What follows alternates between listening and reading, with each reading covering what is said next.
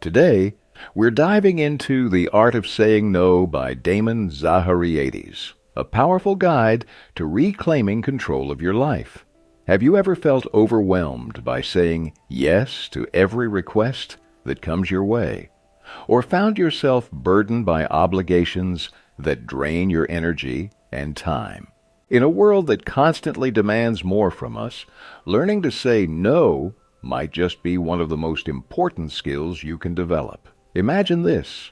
Every time you agree to something you don't want to do, you're effectively saying no to yourself. You're saying no to your personal time, to your goals, and to your well-being. This book isn't about being rude or inconsiderate. It's about setting boundaries that respect your time and energy. It's about learning to put yourself first without guilt. In this summary, we'll explore why saying no is not just okay, it's necessary. You'll discover how mastering this skill can empower you to focus on what truly matters in life, and how it can free you from the burden of endless obligations. By the end, you'll have actionable strategies to help you say no confidently and without regret, so you can finally start saying yes to yourself. Let's begin.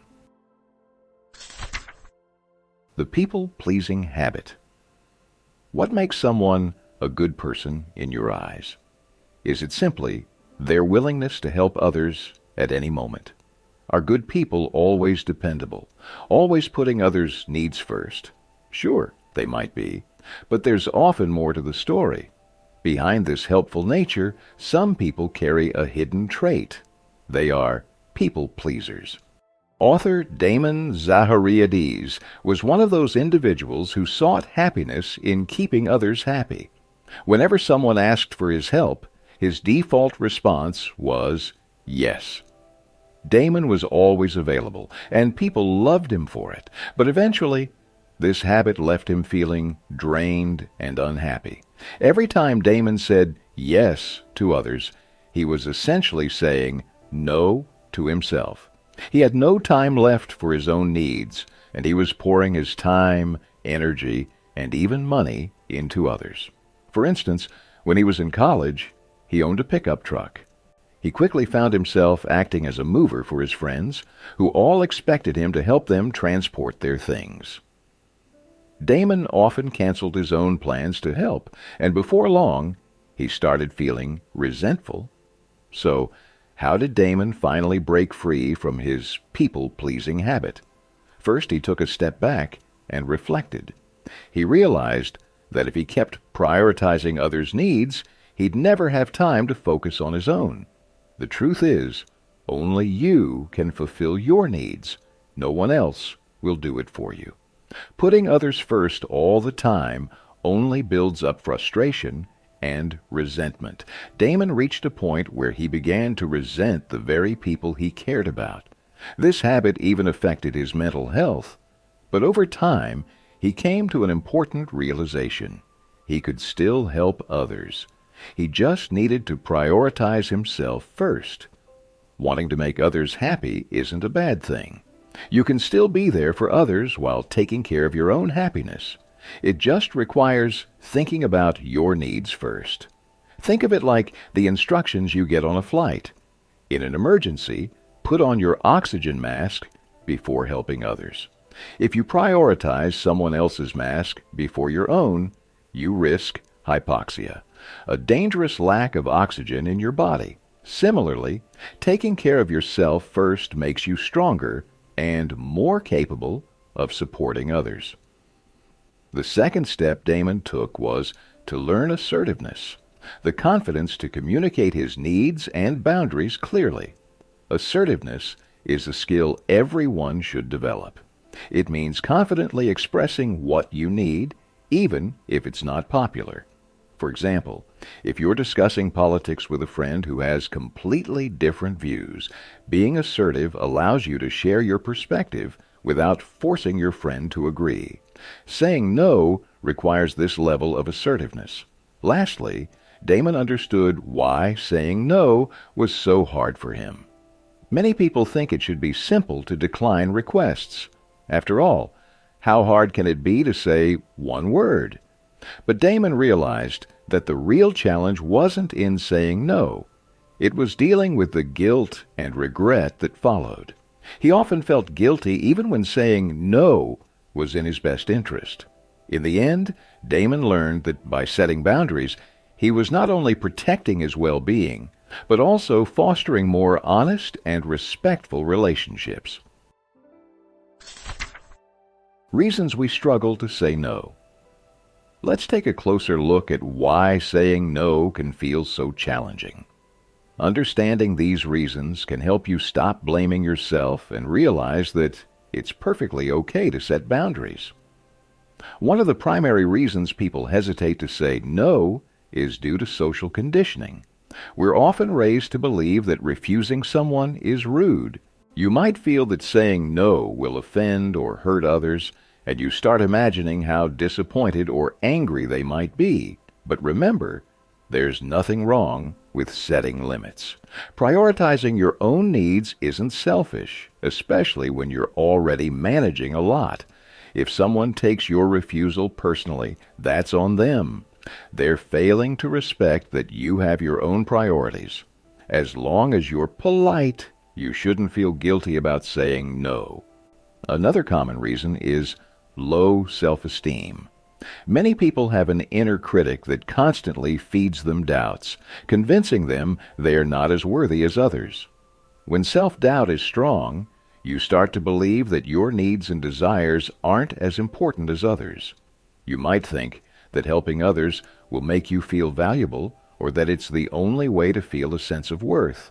But this is a misconception. Your value isn't defined by how much you do for others. You deserve the same respect and opportunity to pursue your own goals. Prioritizing yourself is not only acceptable, it's essential. A third reason people struggle to say no is the fear of conflict or confrontation. Damon, the author, often found himself saying yes when he actually wanted to say no, simply to avoid an uncomfortable situation. He didn't want anyone to dislike him, and this fear led him to agree to things he didn't want to do. But it's impossible to please everyone, and striving to do so can leave you exhausted and resentful. When someone is disappointed by your refusal, that's okay. By always saying yes when you mean no, you give others power over your emotions and neglect your own well-being. Overcoming the habit of constantly saying yes takes time, and Damon tackled it one step at a time. He started practicing saying no in low-stakes situations where he didn't fear confrontation. For example, when he passed by salespeople in a store who tried to sell him products he didn't need, he politely declined. Just like a muscle, your ability to say no strengthens the more you use it. Gradually, you'll find yourself able to say no not only to strangers, but also to family, friends, and colleagues. The more you practice, the easier it becomes, and over time, you'll build the confidence to set healthy boundaries without guilt. 10 strategies for saying no without feeling guilty. 1. Be direct and straightforward. Imagine you're swamped with work. You have a report to finish, a presentation to prepare, and an important discussion with a colleague. Suddenly, another coworker approaches and asks if you can help them with something. You hesitate and give a vague answer, saying you're not sure if you'll have time. Avoid this approach. Indirect responses leave room for others to pressure you. Instead, be clear and direct. Say, "I'm sorry, but I don't have the time to help right now." A straightforward answer shows respect and leaves no space for negotiation or guilt. 2. Don't ask for more time. Sometimes people delay saying no by asking for time to think about it. But if your answer is already no, then delaying won't help. In fact, it might give the person hope that you'll eventually say yes. When you finally refuse, they may feel misled or disappointed. Delay can also give them a chance to push you into saying yes, which is exactly what you want to avoid. Plus, both of you lose productivity. The longer you wait, the more energy you waste on indecision. If you know your answer, say it promptly. 3. Use alternative phrasing. Some people are sensitive to rejection and might react negatively to a simple no. In such cases, consider rephrasing. For example, if an uncle asked you to drop him at the airport, rather than saying, "I can't," you could say, "I would love to help, but I have an important deadline I need to meet." This shows that you genuinely have other commitments and aren't just dismissing their request. 4. Stop making excuses. While giving reasons can soften the blow for some people, it doesn't work for everyone. Some might dig deeper into your excuses, looking for loopholes. For instance, if a friend asks you to babysit and you say you're working late, but they see a photo of you out at a party, it damages your credibility. Avoiding excuses shows integrity and makes your no stronger. Politely and respectfully decline without feeling the need to justify your decision. 5. Take responsibility for your decision. Instead of saying, "I can't," say, "I don't want to." When you say, "I can't," it sounds like you're unable to make your own choice, almost as if someone else is controlling your decision. Saying, "I don't want to," communicates that you are making an intentional choice, which strengthens your boundaries and respects your time. 6. Suggest they ask again. Later. If someone urgently needs your help but you're busy, suggest a follow-up. For example, if a coworker asks for assistance when you're swamped, let them know, "I can't help at the moment. But if you still need assistance later in the day, feel free to ask again." This shows willingness while prioritizing your own tasks. However, make sure you mean it. If they return, you can still evaluate whether it's feasible to help without feeling pressured. 7. Avoid lying about your availability. It can be tempting to make up an excuse, but lying is rarely a good strategy. While it might be easy to create a fake doctor's appointment, dishonesty can lead to trouble later on. Instead of resorting to lies, be honest and straightforward. For instance, if you're tired and don't want to drive someone around, say, "I'm planning to rest, and I'd prefer not to drive today." While it may feel uncomfortable at first, speaking your truth is a form of self-respect. If you don't consider your own needs, who will? 8. Offer an alternative option. If you genuinely want to help a friend but can't fully commit, suggest another way they could get help. For example, if your friend needs assistance finishing a research paper, but you're too busy, recommend someone else who might be available. Let's say this friend has repeatedly asked for favors. Last month it was organizing a charity event, and now they need help with their paper. Explain that you can't handle both, and ask which one they prioritize. This approach gently reminds them that you also have limits and priorities. 9. Refer to someone more qualified. Sometimes, even if you want to help, you recognize that someone else could do it better. If a friend asks you to read and critique their novel, and you know of others who are more experienced in providing feedback, refer them to those people. This isn't about rejecting their request, it's about guiding them to the best possible support. 10. Explain your limited bandwidth. This is a strategy Damon frequently uses. He maintains a daily to-do list packed with tasks and activities, from meetings to family obligations. For example, when a friend asked him to help find a rental home, Damon had to say no, because such a task requires significant time. When his friend insisted it would only take an hour, Damon showed him his packed schedule. Seeing Damon's commitments helped his friend understand that Damon wasn't simply avoiding the task, He genuinely didn't have the time. Explaining your limited bandwidth or time constraints can help others understand your refusal. It prevents them from feeling hurt or pressuring you, as they can see you're already managing a full schedule. Bonus strategies for saying no without guilt. Let's dive into 3 bonus strategies to help you say no confidently and stand by your decision. 1. Stand firm in your decision. Some people simply won't take no for an answer. They'll keep pushing, trying to persuade you to change your mind.